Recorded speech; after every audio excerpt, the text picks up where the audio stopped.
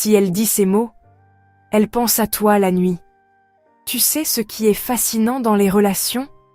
Ce ne sont pas les grandes déclarations spectaculaires qui révèlent les sentiments les plus profonds. Ce sont les petites phrases, presque anodines, prononcées sans y penser. Ces mots qui s'échappent quand elle ne contrôle plus tout, quand son cœur parle plus vite que sa tête. Aujourd'hui, je vais te révéler 3 phrases que les femmes disent uniquement quand un homme occupe vraiment leurs pensées. Pas de l'attraction superficielle, pas du flirt calculé, mais ce territoire profond où tu es devenu une partie de son paysage intérieur. Ou même seul, la nuit, dans ces moments de vulnérabilité totale, c'est toi qui habites son esprit. Si tu veux vraiment comprendre où tu te situes dans son cœur, écoute attentivement ces 3 phrases. Parce qu'elles ne mentent jamais. La première phrase qui révèle tout, quand elle dit « J'aimerais que tu sois là », elle vient de te placer dans un cercle très intime de son monde émotionnel. Laisse-moi t'expliquer pourquoi cette phrase est si puissante. Elle ne se dit jamais à quelqu'un de neutre. Elle ne se dit jamais par politesse. Elle se dit uniquement à la personne dont la simple présence transformerait complètement son état émotionnel. Que ce soit un moment difficile, un instant de joie, une soirée tranquille, ou même juste un dimanche après-midi ordinaire. Voici ce qui se passe dans son esprit quand elle prononce ces mots. Elle est en train de vivre quelque chose, une émotion, une expérience, un moment, et spontanément, automatiquement, son cerveau pense à toi. Pas à ses amis les plus proches, pas à sa famille, à toi. Elle imagine ce que ce serait si tu étais à ses côtés. Comment ta présence colorerait ce moment différemment. C'est révélateur parce que ça montre que tu es devenu son refuge émotionnel. La personne avec qui elle veut partager sa vie intérieure. Pas juste les moments Instagram parfaits, mais aussi les moments simples, les moments vulnérables, les moments où elle ne porte aucun masque. Et voici ce que beaucoup d'hommes ne réalisent pas. Quand elle dit cette phrase, surtout le soir ou la nuit, elle est probablement seule dans son lit, en train de repenser à vous deux. Elle rejoue des conversations. Elle imagine des scénarios futurs. Elle se demande si toi aussi, à ce moment précis, tu penses à elle. Mais parlons aussi de ton côté. Si tu entends cette phrase et que ton cœur fait un bond, c'est probablement parce que toi aussi, tu ressens ce même désir de partage. Toi aussi, tu as ces moments où tu te dis « j'aimerais qu'elle soit là ». Cette réciprocité du désir de présence, c'est le fondement même de l'intimité profonde. Ce qui rend cette phrase encore plus significative, c'est qu'elle implique une vulnérabilité.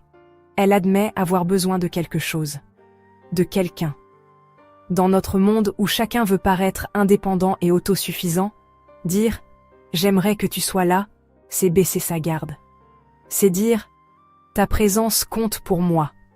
Elle change quelque chose d'essentiel dans mon expérience de la vie.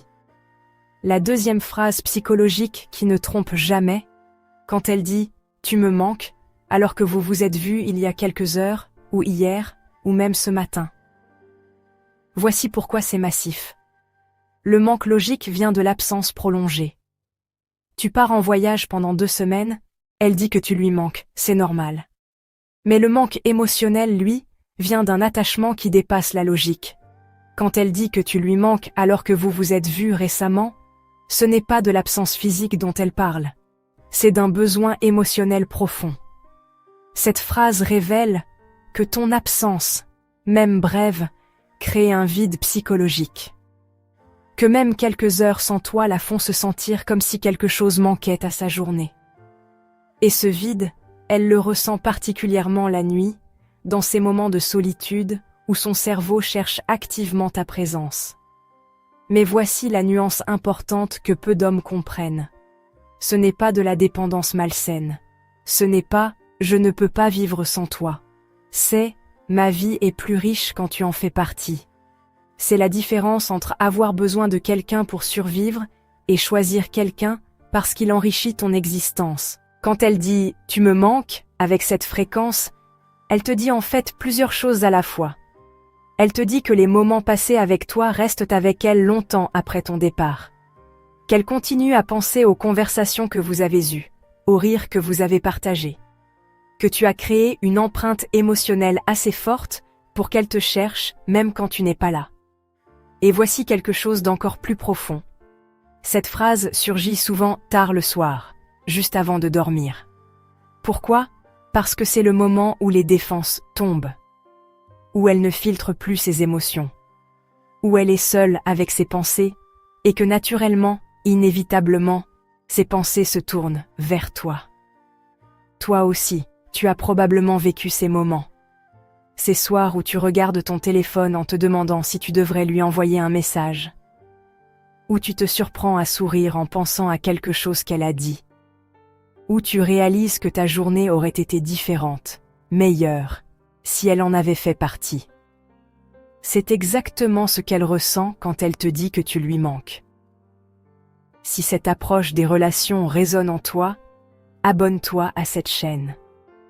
Chaque semaine, nous explorons ces vérités émotionnelles qui créent des connexions profondes et authentiques. Laisse un like si tu reconnais ces phrases dans ta propre histoire.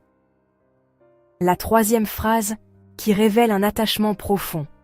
Quand elle dit « Je me demandais ce que tu faisais », tard le soir, tôt le matin, ou à des moments où elle devrait être occupée à autre chose. Voici ce que cette phrase dévoile vraiment.